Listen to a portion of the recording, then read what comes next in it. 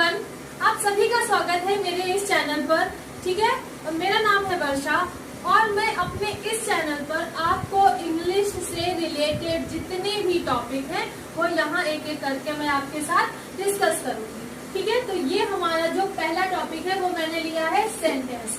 आज की इस वीडियो में मैं आपसे सेंटेंस के बारे में सारी बातें डिस्कस करने जा रही हूँ। ठीक है, सेंटेंस होता क्या है, इसमें क्या क्या चीजें इंक्लूड होती हैं, कितनी तरह का होता है, किस तरह से इसका फॉर्मेशन होता है, ये सारी बातें मैं अपने इस वीडियो में आपको बताने जा रही हूँ। ठीक है, लेकिन उससे पहले मैं आपको ये बता दूं कि मैंने ये टॉपिक उठाया क्यों है।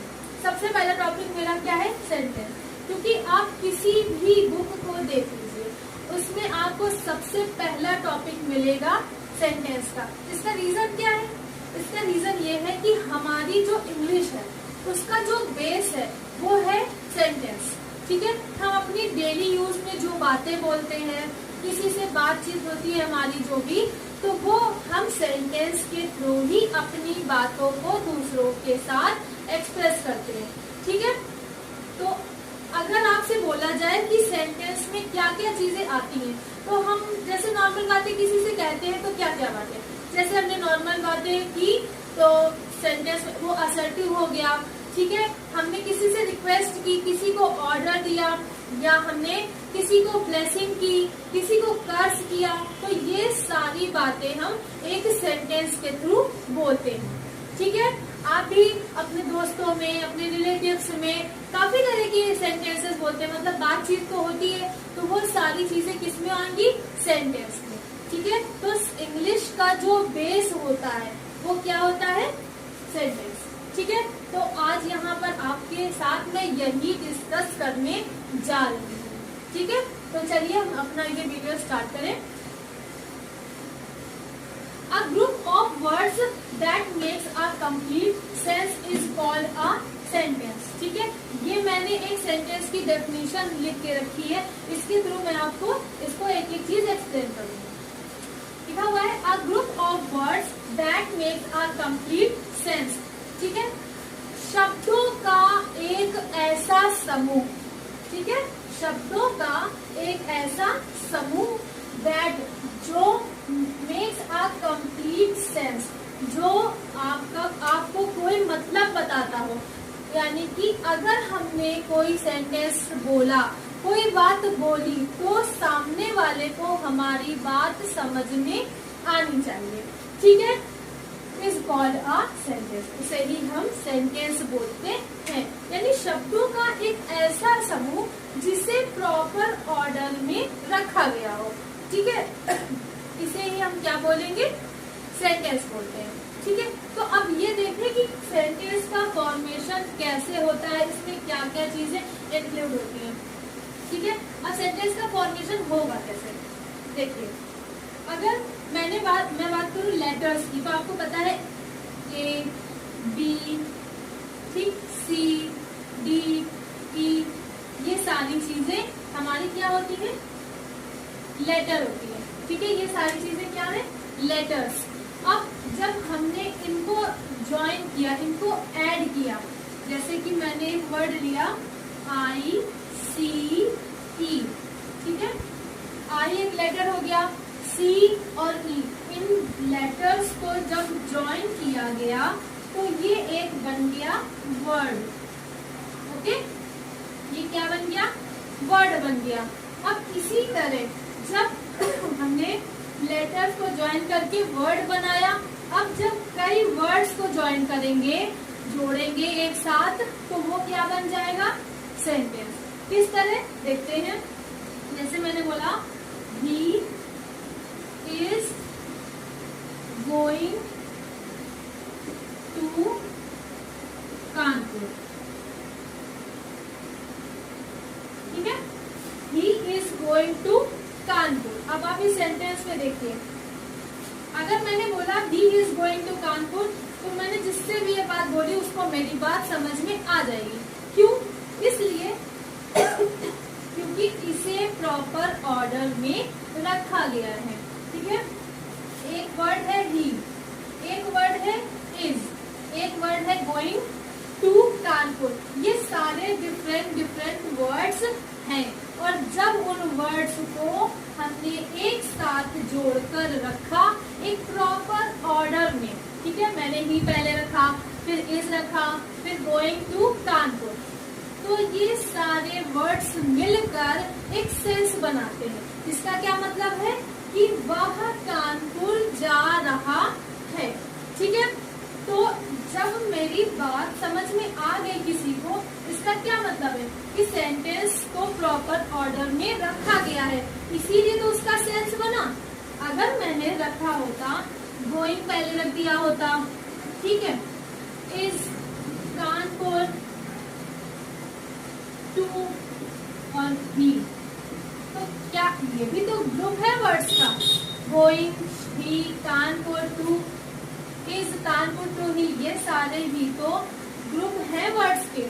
ठीक है, लेकिन this is not called sentence, इसे हम सेंटेंस नहीं बोलेंगे।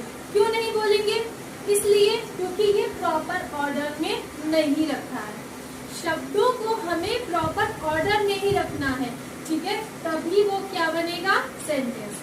ठीक, ये सारे वर्ड्स को जब ज्वाइन किया तो वो एक सेंटेंस बन गया, जो हम समझ सकते हैं या समझा सकते हैं किसी को कि ये एक हमारा सेंटेंस है। मैंने बोला कि वह कानपुर जा रहा है, लेकिन इसका कोई मतलब नहीं बन रहा है क्योंकि इसे प्रॉपर ऑर्डर में नहीं रखा गया है।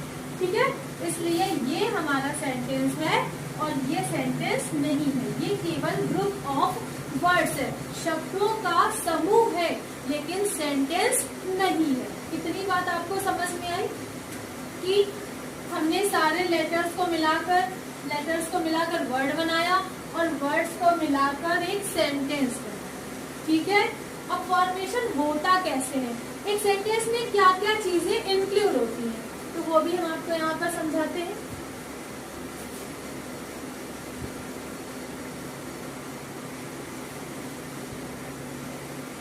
देखिए, यहाँ पर सबसे पहले आपको फॉर्मेशन के लिए देखना पड़ेगा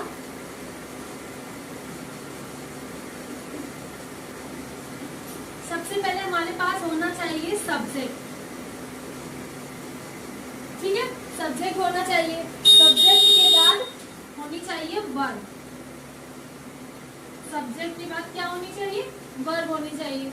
इसके बाद होता है ऑब्जेक्ट, ऑब्जेक्ट होना चाहिए और देन होनी चाहिए हमारे पास अदर वर्ब, फिर फुल स्टॉप। अब आप ये देखिए, यहाँ पर मैंने सब्जेक्ट रखा, वर्ब रखी, वर्ब में भी दो तरह की वर्ब यहाँ पर आ सकती है। ठीक है, ऑब्जेक्ट आ सकते हैं दो तरह के। इसके बाद यहाँ पर अदर वर्ड, ये ऑप्शनल है, अगर ये नहीं भी होगा तब भी चलेगा। ठीक है, तो ये सेंटेंस का फॉर्मेशन होता है कि अगर हमें कोई भी सेंटेंस बनाना है तो उसे हमें इस ऑर्डर में रखना पड़ेगा। ठीक है, और इस ऑर्डर में रखने के लिए हमें सब्जेक्ट, वर्ब, ऑब्जेक्ट, इन सब की भी नॉलेज होनी चाहिए। तो इसके बारे में भी मैं आगे आने वाले वीडियोस में आपको ये बताऊंगी कि किस तरह से सब्जेक्ट हमें फाइंड आउट करके कैसे रखना होता है। ठीक है, वर्ब में क्या क्या चीजें होती हैं, ऑब्जेक्ट में क्या क्या चीजें होती हैं, तो ये सारी बातें भी आपको बताई जाएंगी।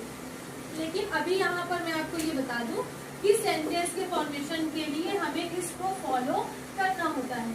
ठीक है, अब ये हो गया फॉर्मेशन कि हमें सेंटेंस को किस तरह से फॉर्मेट करना है। लेकिन अब इसके बारे में बात करेंगे कि सेंटेंस को हम कितने पार्ट में डिवाइड कर सकते हैं।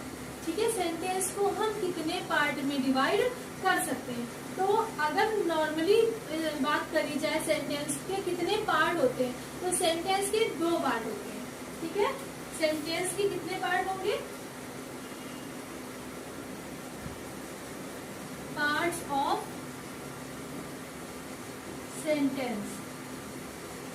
सेंटेंस का जो टॉपिक है वो हमारा बिल्कुल बेस टॉपिक है, इसलिए आपको ये वीडियो बिल्कुल भी स्किप नहीं करना है।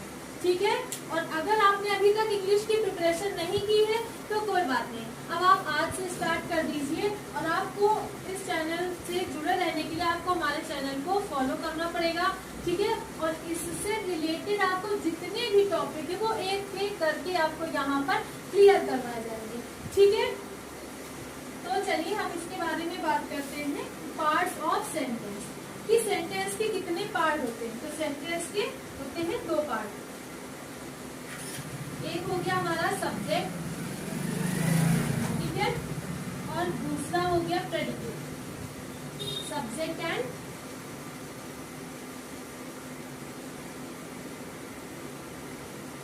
प्रेडिकेट, ठीक है। इसके जो 2 पार्ट होंगे हमारे सेंटेंस के, वो क्या होंगे, सब्जेक्ट एंड प्रेडिकेट, यानी कि ये सब्जेक्ट एक पार्ट हो जाएगा सब्जेक्ट, और दूसरे पार्ट के अंदर हमारा वर्ब, ऑब्जेक्ट, अदर वर्ड, ये सारी चीजें उसमें आएंगी, ठीक है। पहला पार्ट क्या हुआ, सब्जेक्ट, और दूसरा पार्ट क्या हुआ, प्रेडिकेट। प्रेडिकेट के अंदर इंक्लूड होगा वर्ब, ऑब्जेक्ट, अदर वर्ड, तो उसके अंदर अदर वर्ड भी इंक्लूड होगा, ठीक है। तो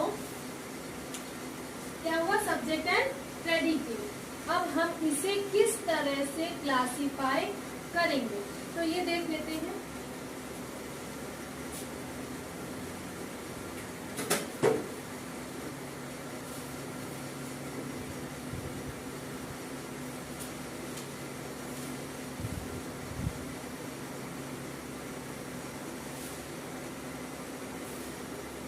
जैसे मैंने यहाँ पर एक सेंटेंस लिखा,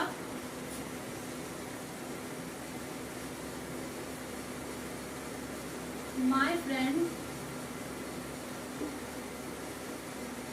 हैज डन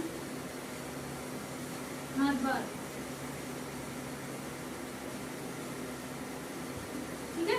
मैंने सेंटेंस लिखा है my friend has done her work, तो ये सारे वर्ड्स हैं, ये सारे वर्ड्स और इन्हें एक प्रॉपर में रखा, प्रॉपर ऑर्डर में रखा गया है, ठीक है। तो इसका क्या मतलब हुआ, मेरी दोस्त ने अपना काम कर लिया है, ठीक। इसे अगर क्लासिफाई, इसे अगर डिवाइड करना है सब्जेक्ट और प्रेडिकेट में, तो हमें सब्जेक्ट देखना पड़ेगा।